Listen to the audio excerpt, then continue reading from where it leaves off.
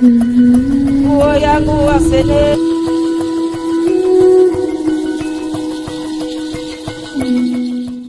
you discover is yours forever. Nobody can take it away from you. I'm not on fire just because hands were laid on me. I have given myself to certain things. Fasting is an activator of ordinations. Every time people begin to fast, dimensions of their ordinations begin to wake up. Your ordination will be dormant until you fast. In Matthew 4 verse 1 and 2, the Bible said the Holy Ghost drove Jesus to the wilderness to be tempted, and he said Jesus fasted and prayed for 40 days. The moment he returned, his ordination was activated. He entered the temple and began to preach the gospel immediately.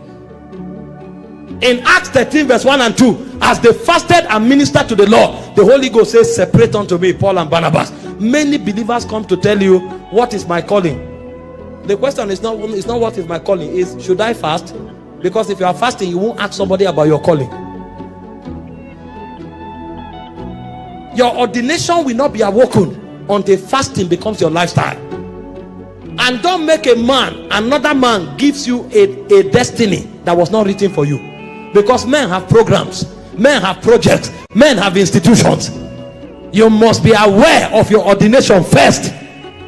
If it's God leading you to walk with someone, that's beautiful. It's God leading you. But if you don't know your ordination, don't be tied to something when there is a calling for you. It will take fasting to be aware of it. So you don't live through life and not even scratch your destiny. Because there are many persons who are not aware why they came here. And the reason they are not aware is because fasting is not part of their daily menu. They eat everything at every time. Somebody wakes up in the morning around 7:30, he's already yawning. He starts with granite, he enters chim chim. He takes tea, he now takes akara. Are you an eater?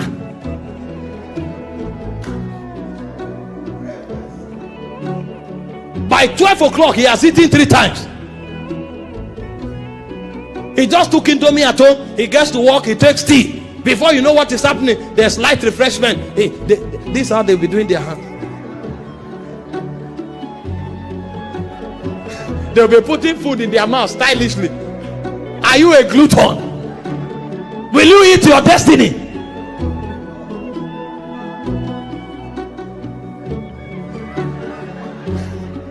"12 o'clock, you've eaten 3 times, and you want to fulfill destiny. You want to affect your generation. You. How many serious people will commit themselves to you? You think I'm working with you. I walk into your office by 10, you are eating. I come another time, you are eating. You will still see me there. You are not going anywhere. Go and look for a food contest. That's where your destiny is. Ask those who walk around me, they know.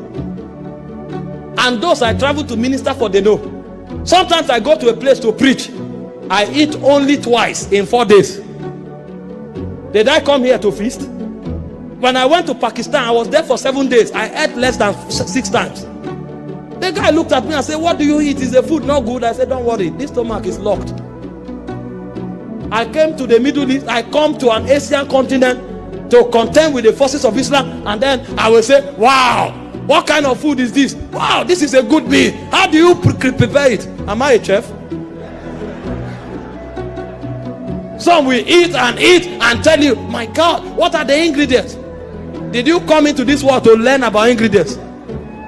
You don't know what the urgency of your destiny is about. You are learning ingredients. And then every day you are bringing new style, new flavor, and new fragrance.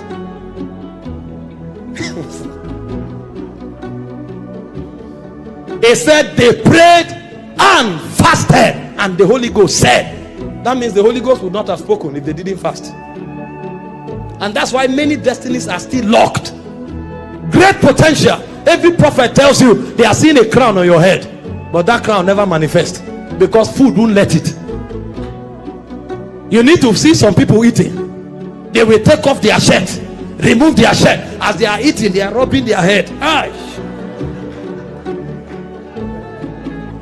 Some will be rubbing their tummy. All kinds of in this world where people are walking around the clock. There are some people in this world. It was Bishop Oyedepo that said, you don't sleep long, you sleep to be refreshed. And so if you sleep for 3 hours and you are refreshed, you have slept enough. And it was David Ogueli that said, the difference between night and day is light. Nobody said you must sleep in the night. If you sleep in the morning, you have slept for the day. On light in the night and walk. That's how people are thinking and dominating their world. You are there doing you bring a chef, you bring a nutritionist, and you are following timetable. This is what you eat in the morning, this is what you eat in the afternoon, this is what you eat in the evening. And in case you don't sleep early, take hot tea by 11 so that you can rest where you can rest. There is a place to rest forever and ever. It's called the grave. If you are not careful, you will go there soon. When people are pressing into destiny, how unfortunate that certain destinies are not fulfilled just because of food. Hello, beloved. You're welcome back. I believe you hear what Pastor Michael Orokpo, is he Orokpo or Orokpo, has to say. But there are some few things he says on this video that I do not agree to. But that does not mean that I do not agree to all what he has to say in this video. There are some few things because of human hate and that. That is why I say I don't agree with a lot of things. Yes, fasting and prayer, it's good for you to be able to open your inner mind and communicate to God. But there are lots of various of ways you can do that. And also there are various ways. Yes, I know a lot of people are foodie and some people have eating disorders and all that. That is why they find themselves eating. It's a sickness, it's a disease and all that. Yes, there are some things he says in this video that once he comes, he will invite him. Food is not his priority because what he came to do is his first priority. And I understand he could go to a place for 4 days, he has not eaten up to 3 times. He could be in a place for 7 days, he has not eaten up to 6 times. I strongly agree with him because that is who he is. That is who he has built himself. You understand? See, you attract what you like, you attract your kind and all that. And I know that lots of people are around him, people that want to be his godson, that see him as a spiritual father and all that. They are going to do like him. But there are some things he says in this video that do not really see it well. Yes, in as much as fasting and prayer is good, it's not something that you partake every day of your life for the rest of your life, because that is not your calling. The calling of everybody is different. See, your calling is different from my calling is different from yours, and there are various ways you can draw yourself closer to God without you fasting 2-4-7, like speaking in tongues and all that. See, there are a lot of things that we Christians intend to do. We are wearing on this thing called religion. We are just doing it because others are doing it. We are doing it to show off. We are doing it to let people see that we are actually doing this. See, when you see people that calls him daddy, papa, his junior pastors, they just want to act like him because they have their own calling. Their way of life is different, but they want to mirror his own way of life in a way that if you hear some of them even talk, you wonder, is this Michael Orokpo that is talking, or he's a junior pastor, or that, because they have positioned their life that it must be like papa's own, it must be like daddy's own. I'm not against that. You can choose to model or mirror whoever you want to, but there are lots of ways you can do that so that you don't wear that person's lifestyle as yours, because I'll call it that, because a lot of Christians are not actually Christians. They are just doing it to show off. There's a message I was listening today by Papa E. Adeboye, and it was an interesting one. He says that he would have loved to go to Bible school, but he couldn't go because God was in a haste with his own case. You don't want to tell me that man doesn't know his Bible back and front. He does, but he didn't go through Bible school. That is why I say callings are different. Intend to know when God is calling you in some certain area of your life and know when God is not calling you, because a lot of people intend to just do because this person is doing. That is why we all have different callings in our life. There are some people, once they speak to you, it happens, whether they are born again or they are not born again, because that is the grace that God has given to them. God give you different kind of grace of speed, grace of abundance, grace of you speaking in the presence of kings and queens. That is how a lot of us are. But when you intend to mirror somebody's own, you have left your path and all that. Because there's a statement he says in this video that if people that he walks around, people that are around him, they know him and they ask the see.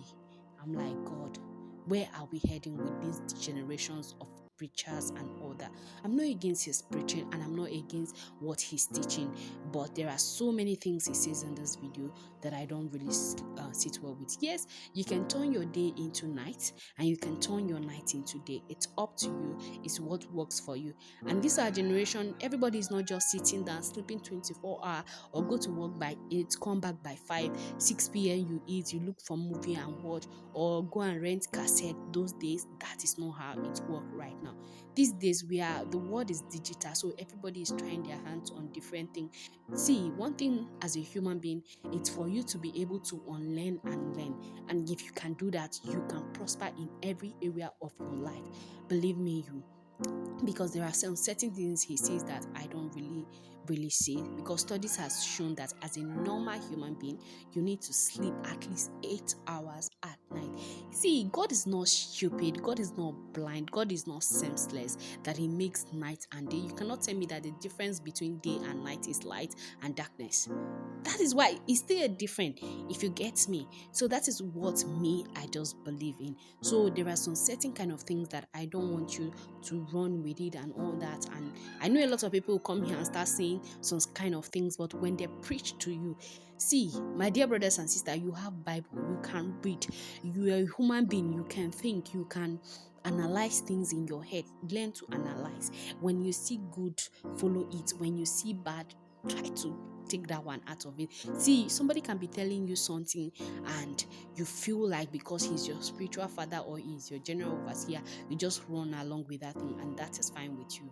But learn how to apply your number 6 in some areas in your life.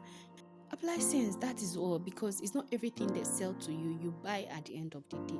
You're a human being, you think for yourself, you act on your own and all that, and there are various ways you can connect to God without, because I know people that fast 365 days. Some people eat as mere fruit, but they have built their system to be able to live that way of life and all that, and they are healthy. But can you do what that person is doing? That is why your name is not faith. That is why your name is not joy. Everybody have different name from you. That is why you are you, and that is who you are. To learn what worked for you, learn how to communicate with God, learn how to do things in your own way that works for you. Whatever God has upon your life, it will surely manifest. And don't be that type of Christians that he or she is just putting on that Christianity as a cloth. So please, my dear brothers and sisters, this is the video that I decided to bring your way today. Thank you very much for watching. If you have watched to this point, please, I want you to subscribe, comment, like, share for more of this kind of video, because I'll be bringing a lot your way. Thank you very much for watching, and don't forget to share this video on all social media platforms. Thank you, and I'll see you in the next one. Bye for now.